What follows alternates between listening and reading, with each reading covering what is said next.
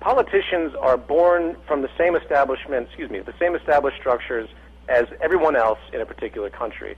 They just happen to angle that manifestation a little bit more acutely. By that I mean their propensities for maintaining the establishment are much more acute than the average person that's not involved in, say, the business of politics or the business of corporations, high corporate elitism, and all of the risks and ramifications that run with that.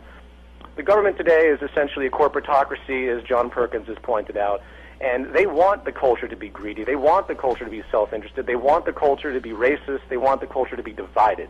A divided culture is the easiest culture to manage, and it's been working beautifully. Not necessarily because it's an outright conspiracy, but because that's just the natural outflow of things.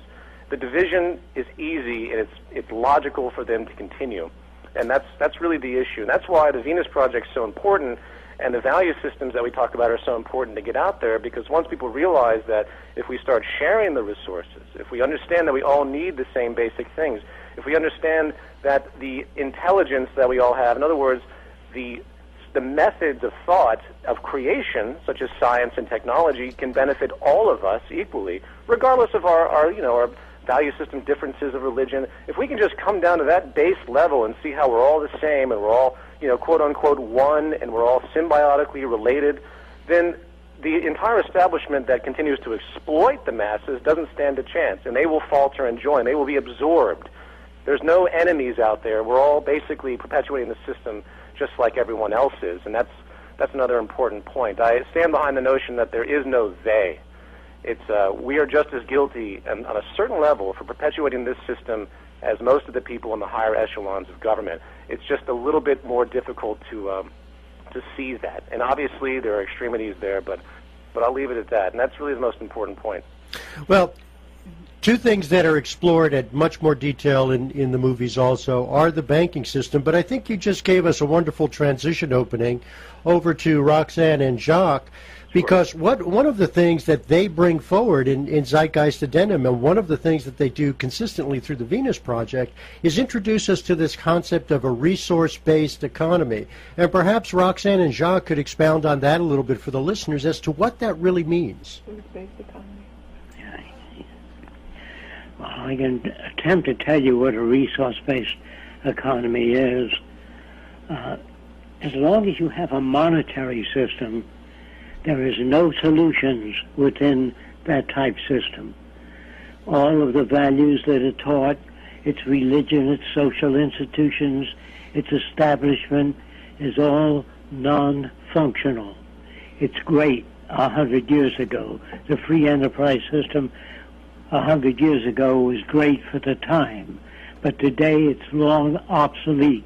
Its schools, its values, its newspapers, its soap operas, almost everything about this culture is detrimental to our survival. A resource-based economy states this: if you don't want war, poverty, hunger, all of the conditions that exist, serial killers, political corruption, if you want to get rid of all that, what you have to do is declare all of the Earth's resources as the common heritage of all the world's people. Anything less than that will not work. And let me say it another way, if you don't understand this. If you were stranded on an island with millions of dollars, and the island had no water, no arable land, no fish, you have nothing. Money is nothing. It doesn't represent anything in the physical world except an agreement amongst people who control the establishment.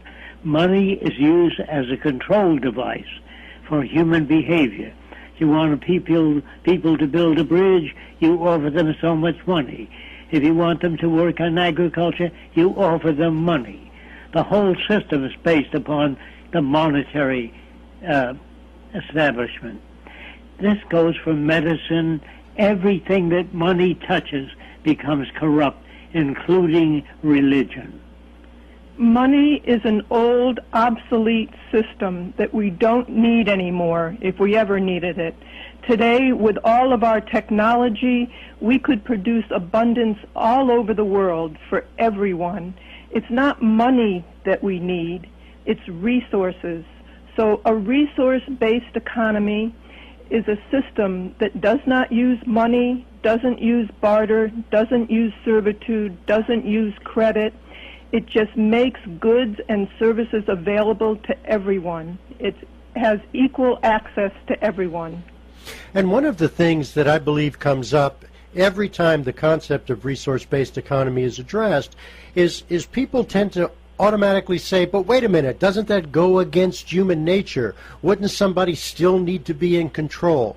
And how do you feel that a resource-based economy would shift that aspect of greed or crime? I can only try to answer that. Yeah. First of all, the kind of economy you have today, or a free enterprise system, or participatory democracy, all those are artificial words. They don't work. If you want to build a bridge, you get bridge engineers together. If you want to grow food, you get agriculturists together. If you want to put a man on the moon, you have to get scientists, physicists, rocket experts, people that can handle the problem. Most people are not equipped to handle anything, particularly politicians. Politicians say things people like to hear. In other words, scientists, on the other hand, work differently. If they find out, due to instruments, not their opinion, that the earth is round, they don't say to people, it's a little round, a little flat, because they want to get along with people. There's no business of getting along with people. Only the working reality can establish a system that's sustainable. For example, you have to use science and technology. If you stop science and technology, we'll move back to slavery. Everything that you have, your automobiles, television set, radios, modern surgery, electric lighting, is all technical. You don't have anything from politicians. They can't offer anything. They have no special knowledge. If you ask a politician, how would you prevent automobile accidents? They have no idea how to do that. How can you turn out a competitive product? They have no idea how to do that. They are not trained in any way that works, that would offer sustainability.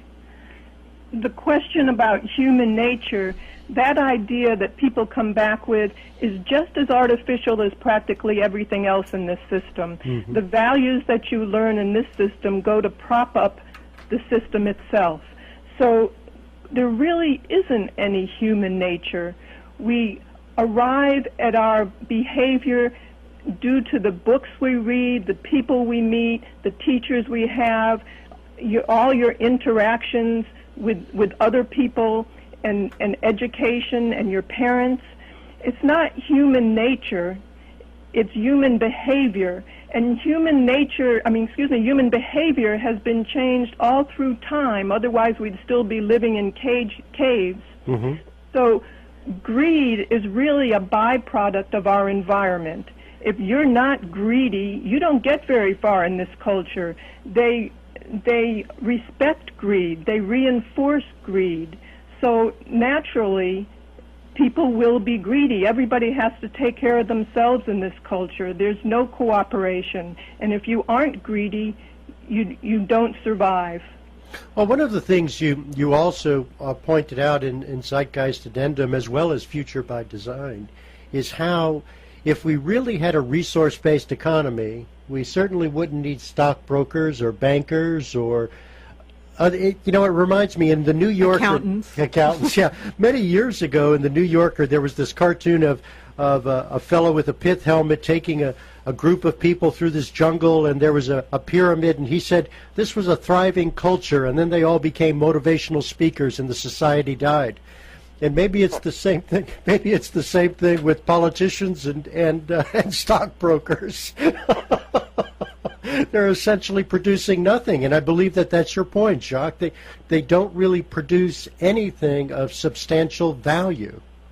I don't know how, really. They're not trained in any special way. For example, they tell you to write your congressman. If there's something you want, tell your congressman about it. When you fly in an airliner today, you don't have to write the pilot and tell them you've been flying at an angle for 2 hours.